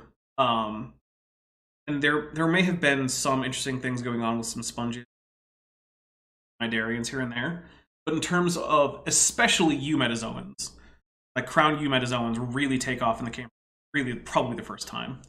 And probably to a large extent, like crown metazoa as a whole really takes off in the Cambrian. This is where we first get our first like really abundant metazoan fossils of any real kind, or the Ediacaran, where there wasn't actually a whole lot of like huge jumps into.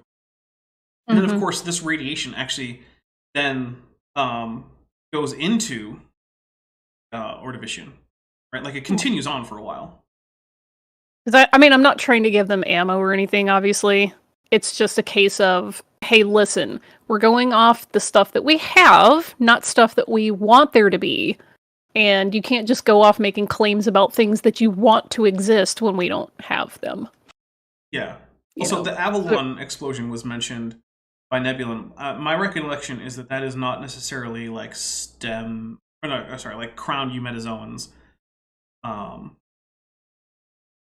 But also maybe my information or my memory on that is off.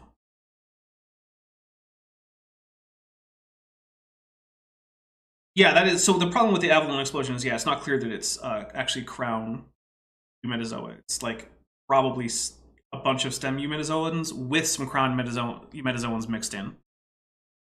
Some of them being similar to, or probably being precursors to Cambrian eumetazoan. And I probably did accidentally earlier say crown metazoan when I actually meant crown eumetazoa. Sorry about that. Eumetazoa. Oh, sorry. Go ahead. Sorry. Eumetazoa is all of the animals that basically aren't sponges. That's a lot. Eumetazoa. Yeah, it's mostly animals.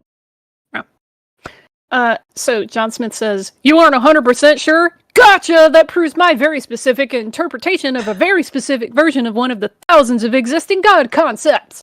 Yes, that is how logic works. Yeah. It's just endlessly frustrating to listen to them talk about stuff like that, because these specific types of young Earth creationists cannot function with any uncertainty whatsoever. It terrifies them on a deep and primordial level. You gotta have all the answers, or you must have the answers. If you don't have the answers, you're 100% wrong. Like, there's no room for uncertainty whatsoever. And that's one of their greatest weaknesses. By the way, here's a quick way that I can tell that this isn't this graphic wasn't done by a creationist without just looking at the Santa Fe Institute. Oh, there's a brachiopod up at the top. Oh my goodness. Creationists don't know that brachiopods aren't just clams. So, yeah. That is, it goes completely opposite of their predicted models. Does it? You see at the bottom. Does it? Because Citation needed. yeah, that's going to be a whole big old citation needed. But I want him to explain to us how it goes opposite the predicted model of creation, because I'm very curious about that. Bottommost layers, we should find simple single-cell organisms. Right, like, you know, the stromatolites, which are made of simple algae, bacterial algae, right? So the simplest cells that we really have on Earth formed the first simple fossils. Got it.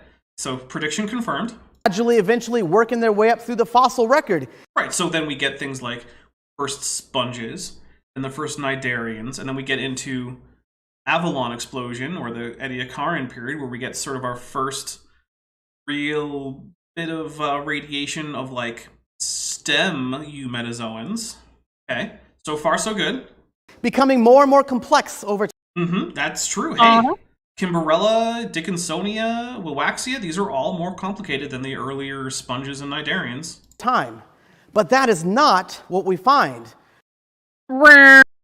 Yeah, that's exactly what we find. That is precisely what's going on there.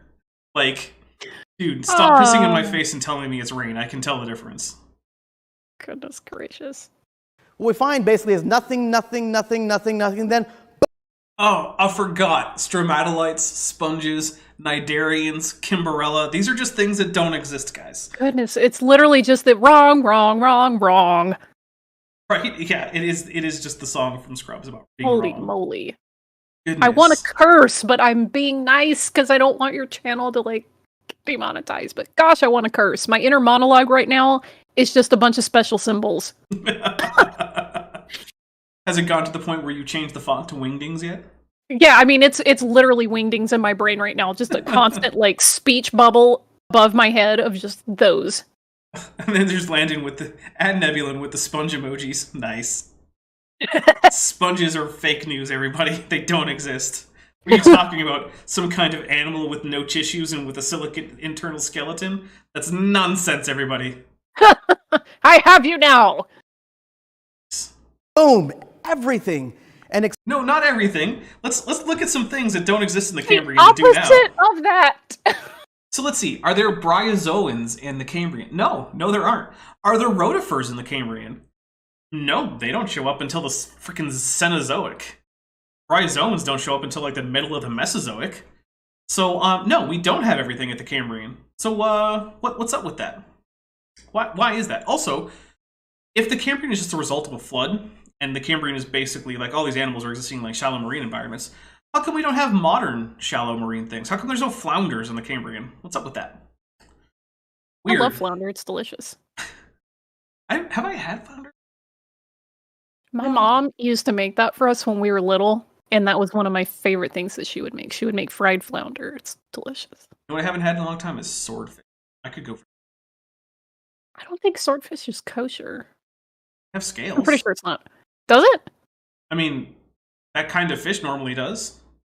Okay, yeah, I'll check that later. But And then I'm again- so mad that YouTube like flipped away the live chat to where it was showing top chat, and I'm missing things like you're talking about sponge emojis, and I'm just sitting here going, where? And then I was like, Top oh, Chat it went worse. back to top chat. So then I'm missing this whole discussion about Florida God, where they're saying like, oh, you know, there's a Florida God that tells its followers to wear tinfoil underpants, eat tree bark, and poop in the salad bar of a golden corral. That's Crypto457 saying that. And then there's Alabama God who tells his followers to rob Waffle Houses. And I'm just like, I don't know. I think Alabama God is football. Okay, so swordfish lose their scales through their ontological development. So many rabbis do not consider them kosher for that reason. But they are born with scales. Okay. So So maybe baby swordfish are kosher, but the adult ones aren't. look, I'm not going to tell you. I'm not going to tell anyone how to keep kosher. That's not my job. I will just say that is because of their loss of scales during ontological development. Many rabbis have concluded Yeah, I was they are going not to say, I was like, kosher. wait a minute, I didn't think they had scales. David B22585 is correct. Reading my mind. Alabama God, you mean Bear Bryant? Yeah, well, currently it's Bear Bryant and his son, Nick Saban. His prophet, Nick Saban. That's Alabama God. Is Crimson Tide football. Oh, John Rapp says, one of my bugbears is clams found in the open/closed position on top of Everest. So much wrong, not consistent, not clams, not whole. Yeah. Here's the one that bugs me even more is when people just say that these concretions are clams. And it's like, no, dude, that's a concretion. It's literally just rock. Oh wow, like, Gene Stallings, that's goodness gracious. Pulling out the sort of deep cuts. John Smith says, wait, are marine iguanas therefore kosher? John Smith also previously asked, are religious dietary requirements even compatible with cladistics? They really aren't. Because obviously these texts were written at a time where we didn't have cladistics. So it was just, this animal looks like this, so it's a yes or no question. Yeah. So, yeah. I will say that when it comes to mammals, what the text describes is basically ruminants. Yeah. I mean, it's fairly consistent for mammals, but then, like, when you get to birds, there's a whole lot of craziness there because there's words we're not entirely sure what animal it's describing. Well, fortunately, most of the cultures in which, Jews have lived for most of time have pretty much restricted themselves to eating, like, ground and waterfowl, which, as far as I know, are generally both kosher. Yeah, and, like, there's debates over chickens or ducks because there's an idea that some people have raised, like, is it birds of prey that are not okay because they're, like, carrion birds, but then also some, ground fowl eat, flesh, so it's a whole thing anyway. I'm not a rabbi and I'm not a posek, so whatever. I'll tell you what, good luck finding a bird that will never eat another animal. It's not going to happen. If your criterion is this bird can never have eaten mammal flesh or animal flesh, well, guess what? Birds aren't kosher. Full stop. Right. So, all right. Ugly German Truce, Vishanti, I always liked how God told Noah to save the kosher animals at a higher head count. 1,200 years before God told Moses what kosher meant.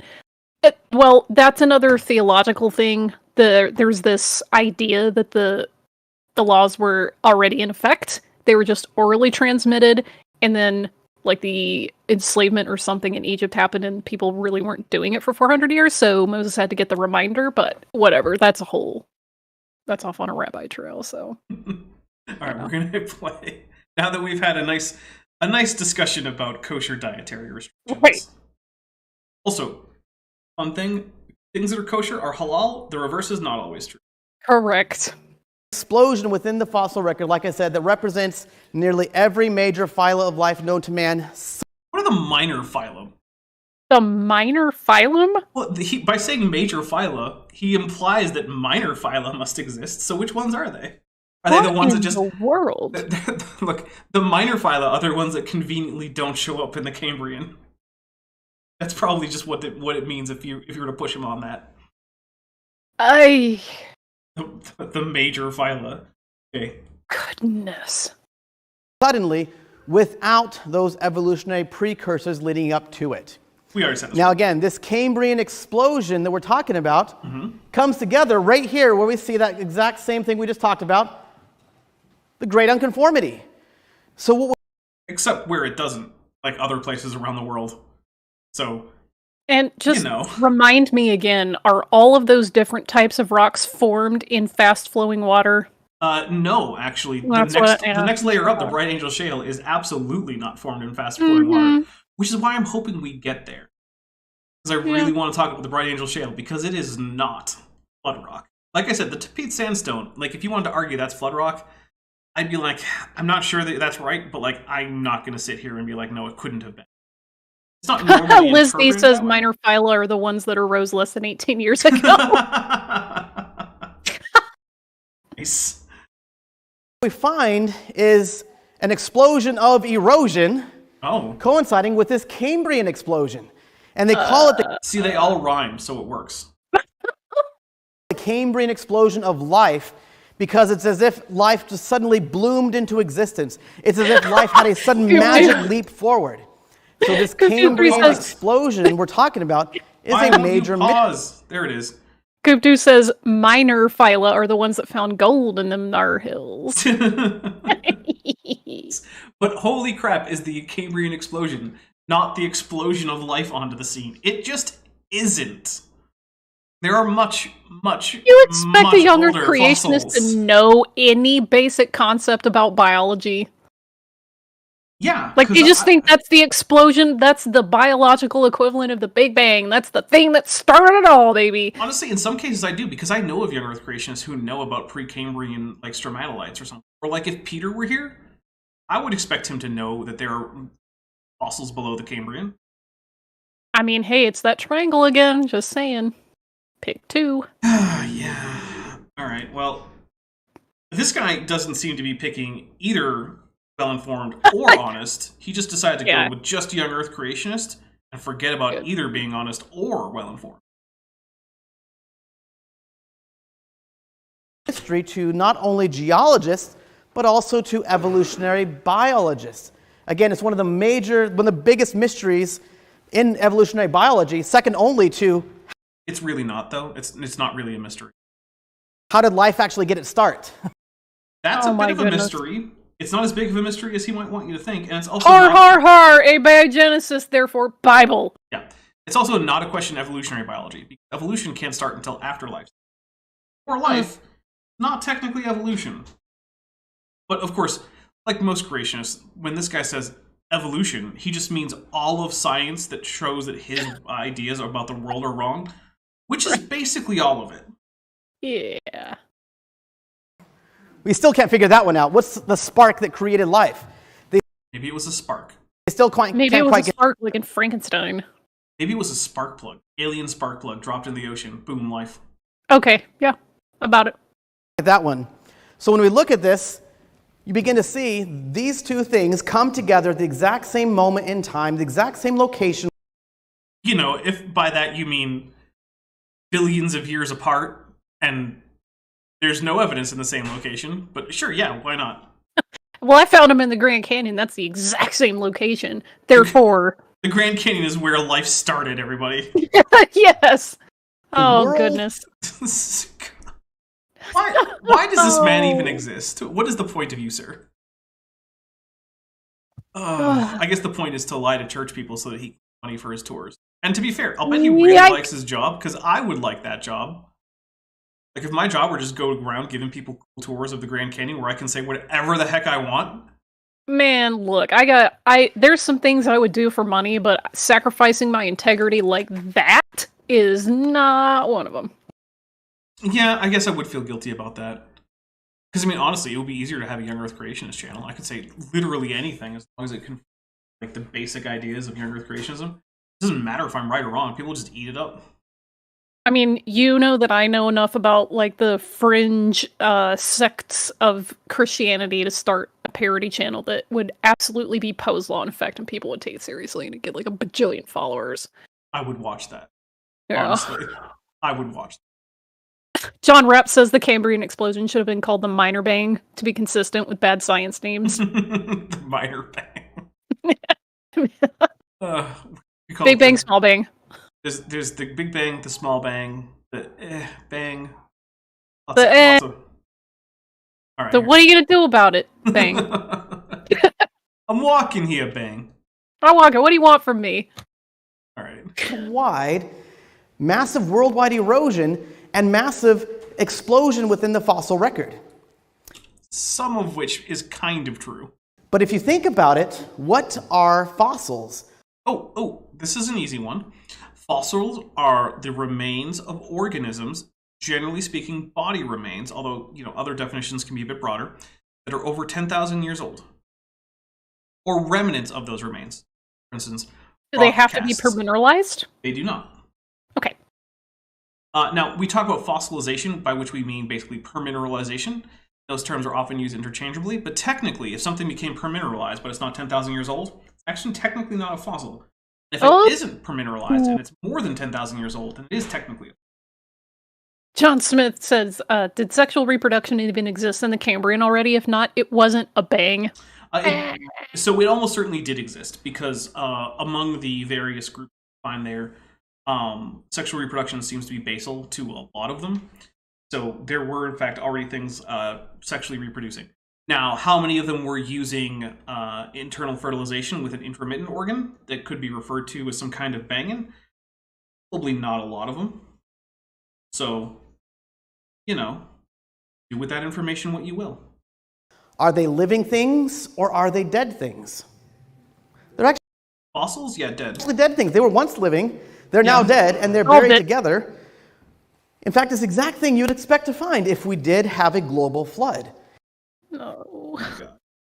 Yeah, the bare existence of fossils is consistent with a global flood, buddy. No one disagrees. There's Holy literally moly. no one like, oh, you know how I know the flood didn't happen? Fossils exist. No one's argument. Nuh-uh. Fossils prove the flood. The question is, do the taphonomy of all fossils until the end of the flood layers all consistently show evidence of flood deposition? The answer is no. So, just there being fossils, yeah, I agree, that is a prediction of the flood. You have to dig a little bit deeper, though. If the Bible got it right, and we really did have a global flood, you would expect to find billions of dead things buried in rock layers, laid down by water all over the earth. Thanks, Ken Ham. Now explain the fossils laid down in evaporite deposits or aeolian deposits or subaerial tuff. Oh, wait. You can't? Yeah, exactly. And I see you guys nodding your heads because some of you guys know that phrase, which comes from our friend Ken Ham over in Answers in Genesis, or I bet if I asked Ken Ham, hey, who's Nate Lober? He would have no clue. This is one of those situations where, like, Ken Ham's my best friend. Oh, no, I'm not his friend, but he's my best friend. That's the energy that I'm getting right now. Is, oh yeah, I'm Ken Ham is my bestest friend. Oh, so if I go ask Ken Ham about you, he'll tell me. Oh no, he doesn't know me, but he's my best friend. I'm just not his best friend. Okay, Oh my goodness. sure, buddy. Your friend Ken Ham. By the way, first of all, guys, hit like. I'm seeing like 40 something people who haven't hit like. Anyway, Ken Ham's a dick. I've talked to former employees of his and like listened to reports of what goes on at his businesses. Ken Ham is a horrible boss. Now, he's not as bad I'm as Kent shocked, Hovind, I tell you. right? He's not as bad as Kent Hovind because, as far as I know, no one's going to end up homeless as a result of him. At least not Ugh. directly. But he's the kind of boss that you would start like a reality TV show about like how bad bosses can be. Because he's like riding that line where it's not quite criminal, but it's unbelievably bad. you might even know our friend Buddy Davis, who put that to me. Oh my god, Buddy Davis. Uh, Buddy Davis is the guy who says that he found unpermineralized hadrosaur bones in Alaska. To which he said, well, I'm working on getting that published. That was uh-huh.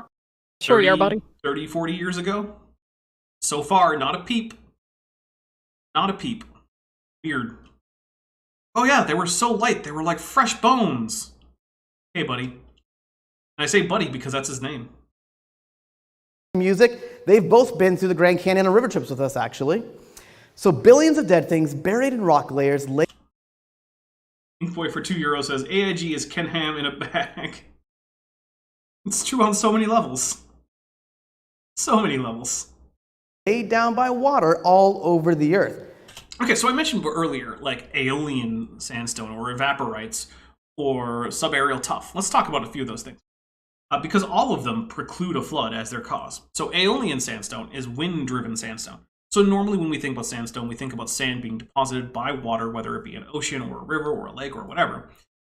But as you might know, if you've ever lived in a sandy desert or ever been to one or ever sailed through the Persian Gulf, wind also carries sand around.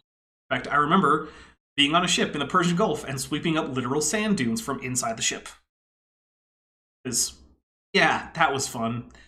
Anyway, when this sand, this windblown, conglomerates into actual sandstone, we call that aeolian. And you can tell that it's aeolian by a number of different ways. One is that it'll have a different cross-bedding angle for the dunes to consolidate into actual sandstone. Another way is that the grains are usually frosted in a way that is not typical for aqueous deposition. And by frosted, I mean like a frosted pane of glass, right? Because sand is primarily going to be made of quartz, which means that the individual grains are more or less optically clear for the most part. But if they're frosted, that means they probably got bumped around in an area where there wasn't a whole lot of water. There are other options. There are other things we can tell too. But anyway, there are fossils found in that kind of sandstone, aeolian. In fact, in the Grand Canyon. Yeah. The Tapete sandstone isn't. But the Coconino Sandstone is Aeolian. It's in the Grand Canyon. And it's not that far above what we're talking about right now. Also, for $2, Nathaniel Gray says, I thought sandstone aioli was sand and mayonnaise. That Yeah. sounds terrible. I'll bet Andrew Snelling would eat. You know what? I would serve Andrew Snelling a sand aioli. Yes. I don't know if he would eat it, but I would serve it to him if I had the option to serve him food. That's what he would get. Anyway, so that's what Aeolian sandstone is. Evaporites are what happens when water, large usually bodies of water, evaporate, leaving behind the non-volatile solutes that were in the water. It's like salts. And I mean, it's mostly salts, right? So that's where most of the world's salt deposits come from. There are some salts that has come out as a result of various volcanic activity, but those are distinguishable from evaporites, right? A good example of an evaporite with fossils is the pink sandstone, or the pink salt that you get from the Himalayas. You ever had Himalayan pink salt there, Vishanti? Hmm? You know why it's pink? Nope. Fossil algae. Nice. Yeah. You're literally eating fossilized red algae, eating Himalayan pink salt. Savage cobra. So that's like the same type of algae bloom that they cause the red tide, right? Yeah. Or at least related. Well, yeah, it's the same, like, broad category. Yeah, broad. Sort of like saying, like, so, like, moose are the same kind of thing that cause locust plagues. Well, yeah, they're both animals, so yeah, kind of, technically. Yeah. Listen, like I said, my brain, when it comes to, biological concepts like this, it's just sitting there going, burn. Yeah, no, it's fine. Savage Cobra says, one book, Swedish-made AIG enlargers and me. The sort of thing is my big bag baby by Ken Ham. Oh my goodness. That was a lot of very dense jokes all about how AIG is a bag of dicks, and I like it. Anyway, okay, so tuff, right? Tuff is rock that is sort of like in between sedimentary and igneous. So you can say tuff comes up as igneous and comes down as sedimentary. Because tuff is actually made of volcanic ash that's spewed out of volcanoes during eruptions, but then it falls as sediment through the air. That's why it's called subaerial, under the air. Tuff because it's consolidated ash. And you find lots of fossils in subaerial ash. There's this whole place in the United States called ashfall beds, which are fossil-bearing beds full of mostly, like, ancient North American mammals like rhinos and horses and things like this. Because, yeah, those evolved in North America before spreading to Eurasia and then going extinct in the Americas. Anyway, it's full of these things. And it's all subaerial tuff. But the thing is, subaerial tuff isn't unique to the Cenozoic. We have subaerial tuff from things that almost every creationist thinks are flood deposits. How that? Plus, marine deposits from the Cambrian aren't the only deposits. They're just the only fossil-bearing ones. We also have, like, lacustrine and fluvial and subaerial and aeolian deposits from the Cambrian. They just don't have fossils. So if you're going to try and say, like I think he is, that the marine deposits of the Cambrian are just the first stages of the flood where it's only affecting the ocean, okay, then explain the terrestrial deposits from the Cambrian, buddy. Like, seriously. What's up with that? Anyway. That's what you'd expect to find, right? Yeah, except we just went over all the ways in which it doesn't actually meet your expectations. Up to 3 for $5 says, it's only slightly less precise than young Earth creationist definitions of kind. Yeah. Oof. Those are rough. And I like the baraminology attempts. Like, oh, we'll just, instead of defining a kind, we'll just find them with baraminology. Like, yeah, okay. Wake me up when you stop cherry-picking data and also realize that, oh, you can recover humans as in the same kind as apes, the rest of them. And you can recover literally all of dinosaurs, including birds, as a kind. So maybe this isn't doing what you... Dapper, I just found a clip of the video that is my brain trying to do biology, and it's the video of the guy holding a duck, and its little feet on the drum are just pap, pap, pap, pap, pap, pap, pap, pap, pap, pap, pap, pap. Link it in the chat. Okay, I will. And what do we find? Billions of dead things buried in rock layers, laid down by water all over the earth. Well, since he switched to billions, because I think Ken Ham usually says millions, but it's an interesting thing, because we actually find a lot more than billions. We actually find quadrillions. Oh. I actually did a small estimate as to, like, how many fossils could you find in, like, a cubic centimeter of organic limestone. It's already into the millions.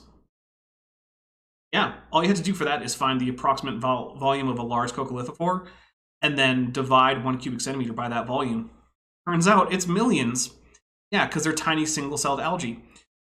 So basically, we find just enough cephalopod fossils just in 1/2 of the United States to make it so that if these all lived before the flood, then the ocean would just be a living mass of cephalopods. So, how do you fit that in a pre-flood world? Because if all of those died during the flood, that means they were all alive the year before the flood. So, was the pre-flood world made up of an ocean literally made of cephalopod flesh? I mean, it sounds like a really... I linked the video. Oh, yes, good. I mean, look, that sounds like a really cool, like, Eldritch horror story about, you know, the living cephalopod ocean. Mm. But it does not sound like a great model for the pre-flood paradise. The great old ones. Right? The ocean is just made of Cthulhu. It's like, But yeah, when you get a chance, watch the duck video, because that's my brain trying to do biology.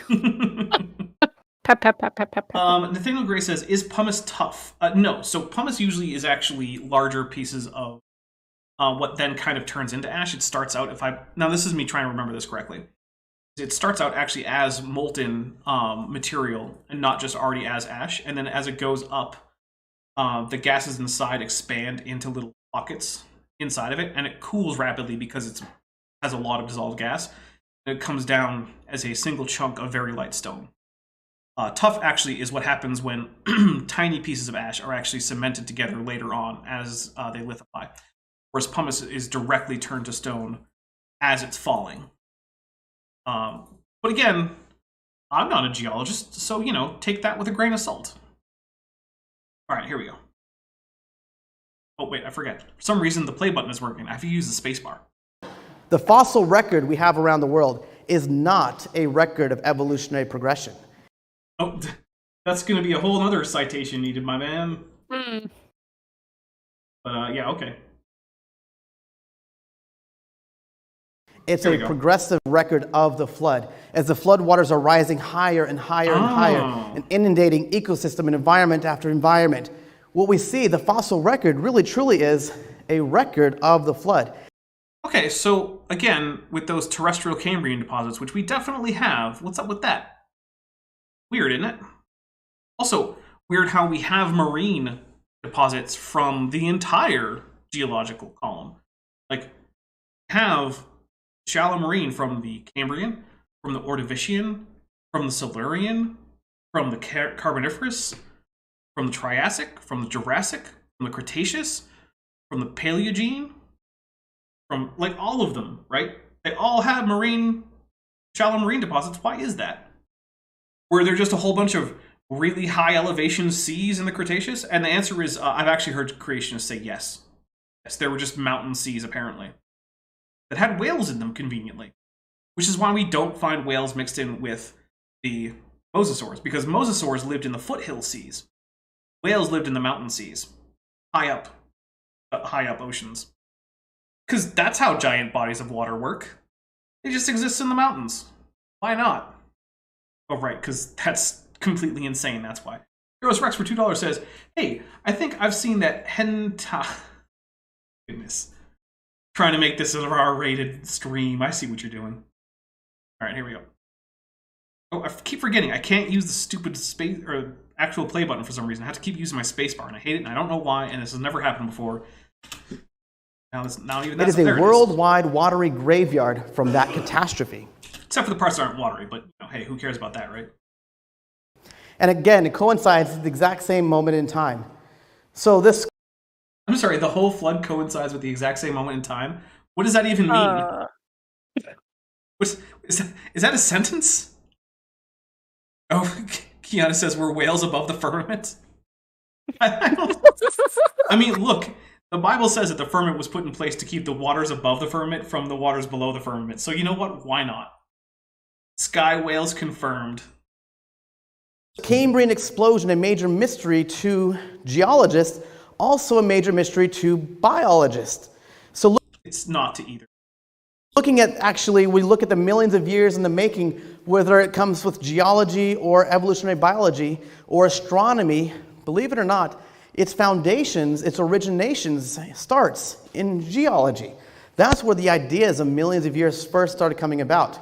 And then guys like Charles Darwin. I mean, kind of. So Charles Lyell, who's really the person credited with popularizing the idea that the Earth was of some vast but not really, had the idea that Earth was essentially indefinitely old. Like, you couldn't put a particular tag on the Earth and say, birth date 20 million years ago. Early attempts to do that use things like Lord Kelvin's equations for heat transfer. In fact, Lord Kelvin famously did such a thing himself. But it was quickly realized that since there were radioactive elements in the Earth, that would be a source of heat independent of the sun, which would throw off all of your thermodynamic calculations. So at that point, it was sort of up in the air. And people gave various minima based on deposition rates. And so even at this time, people realized that, deposition happened at various rates. You could have rapid deposition, slow deposition. But if you saw a rock being deposited today, forming this kind of deposition, and you saw another rock with the same kind of deposition, then the only reasonable conclusion to reach is that it was deposited in a very similar way, at a very similar. So using that, you could come up with a minimum age for a certain formation.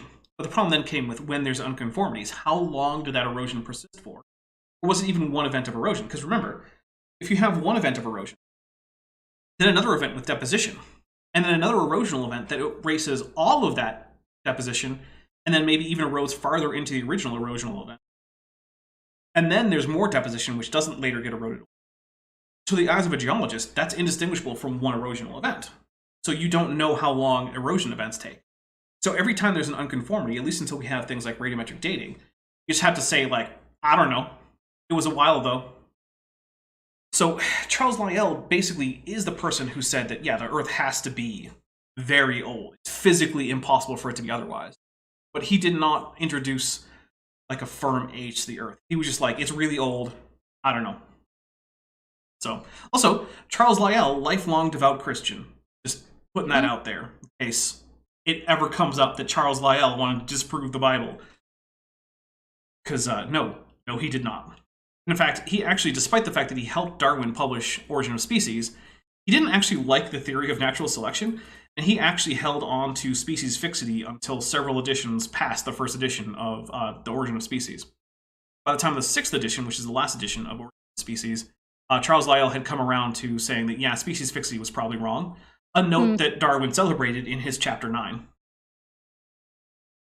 It's not like I just recently looked this up or anything. Goodness. Later took these ideas from geology. Charles Darwin is too shiny. He needs to put on some foundation. And started to apply them to biology. So Darwin actually took Charles Lyell's book, The Origin or the Principles of Geology, on his 2-year voyage around the world on that boat called the Beagle. And he started reading. No, someone who's interested in naturalism reads other texts about naturalism. Written by his buddy. Written by his buddy. Yeah. Oh no, what a concept. Right? Millions of years must be true in geology. How can I apply this to biology? Maybe. Look, this weird idea where we're going to project these motives onto Darwin. I really don't think Darwin was out there oh man, how can I make biology into something about old ages? I'm pretty sure he just went out there as a naturalist and was collecting bugs and birds and whatnot. Yep. Sure, he had this in the background of his mind, which is why he didn't immediately reject the idea of long processes resulting in, biological diversification. But you get this idea when creationists talk that Darwin was out there to disprove the Bible, but at the time he was still probably a Unitarian who believed in the Bible. Which, inconvenient little fact there that Darwin for most of his life was probably a Unitarian. That's unwelcome nuance. Yeah, well, Unitarians don't really count as Christians anyway, so. Oh my goodness. They're fake Christians. In case anyone cares, Unitarians are basically just Protestants who don't like the Trinity. It's a little bit more complicated than that, and especially today. But at the time of Darwin, that's basically what it meant, is they were just Protestants who didn't like it. Maybe slow, gradual changes, slow, gradual uniformitarianism can add up to creating all the different varieties of life we have on the planet. So Darwin actually started off, in fact, Darwin was actually more of a naturalist than he was a biologist of anything. That was the same thing at the time. Yeah, that's literally like saying, well, you know, Charles Darwin was probably more of a scientist than a biologist. What does that mean? You know what? My dog is really more of a Canis lupus familiaris than a canine, if you think about it. Yeah. Oh. You know, that Toyota is really more of a Camry than a car. Like, what is... That is the stupidest thing. You know what? That's ridiculous. It's just ahistorical nonsense. That's where we're gonna leave it. Is Darwin was really more of a naturalist than a biologist, as if that's a thing that makes sense to say. Guys, thank you so much for showing up to this nonsense stream where we spent probably as much time talking about not what's on the stream as we did about what's on the stream. Listen, I'm with Kiana on this one. We are experiencing temporary incoherent rage. Seriously. All right. Well, I'm going to go take more of a sleep than a nap after this. Yeah. So I hope you guys have a great more of a day than, you know, an afternoon. Or more of an afternoon than a day. I don't know. I don't know what's going on. But I hope that you show up again, because on Tuesday, we're doing Kent with Bent, I believe, 97. That'll be fun. It'll be more of a Kent with Bent and less of a Tuesday night stream. So, you know, that'll be fun. And then on Thursday, we're going to be seeing, what is it? What am I doing that day? Oh, right. I am premiering Natural Selection Rebunked on Thursday. It's more of a video than it is a film. So, you know, that'll be fun. And then on Saturday, I don't know, we might do the sequel to this if this hasn't already killed Vishanti by then. Goodness, I mean, we're getting close. Well, you know, this is... We've only got 33 minutes, well, 33 and a half minutes left of this. But I mean, we've been doing this for how many weeks now? We're just getting to, like, about the halfway point. Okay, to be fair, this one, this is only our second episode about this guy, I think. It feels like a month. I know, but that's because we didn't do one last week. Last week we talked about Chris Shelton while you went off and did cosplay.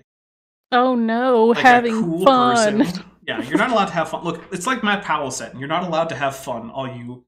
Oh, of and course. he just calls everyone atheists. Yeah. You're living in a fantasy land. You have all these posters up of anime and video games. Yeah, well, when reality stops being so crappy, maybe I'll stop doing that. All right, look, Spoiler alert. To be fair, I do not want to paint young Earth creationists as if they all hate anything fun, because I know some who do not think. So that's just some special Matt Powell nonsense thing where he just hates people having fun, apparently. Well, if he doesn't want to have fun, then good for him. Yeah, hey, I'm sure that your wife and young kids will super enjoy having a husband/father who hates fun. That'll be great for them. They will definitely grow up to be well-adjusted adults. Oh, yeah. All right, guys. So you already heard the stuff coming up on this channel, Vishanti? That video coming out anytime in the foreseeable future? You know what? I'm going to take that one on the chin. I just got my computer relocated to a more spacious location, and it is much more conducive to recording things now. I don't have to worry about being, say, in the dining room, which is a public space anymore. I actually have a proper computer space. So that will be coming along quicker than it would be if I was still downstairs in the dining room. Okay, so we've gone from maybe never to maybe ever. All yes. Right. Guys, I hope I'll see you Tuesday. We are out of here. Thanks for watching, but before you go, I just want to say a special thank you to my channel members and my patrons, especially those pledging $20 or above. Bob Knob, Work in Progress, Vantovent, Tapioca Weasel, Denny5252, Ian Chen, Landon Knoll, Mabbity Babbity, McSpooks, Sphincter of Doom, The Venerable Bede, Elleron Teller, and Pat L. Dennis. As you probably know, YouTube is a very volatile platform, and from month to month my income on the channel can swing wildly. But the people you see on screen are directly supporting so that I don't have to worry too much about that, and the channel can keep going as it is. and perhaps even improving. If you'd like to join this team, there are links below to join the channel or in the description to join the Patreon. The Patreon starts as low as $1 a month, and the channel memberships start as low as $1.99 a month. On Patreon, you can even get a discount for pledging annually.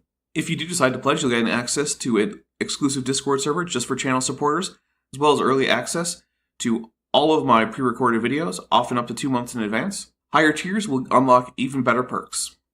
Now, if the annual or monthly pledge isn't right for you, but you still want to support the channel, there is a merch store down in the description, as well as an Amazon wishlist, just for me.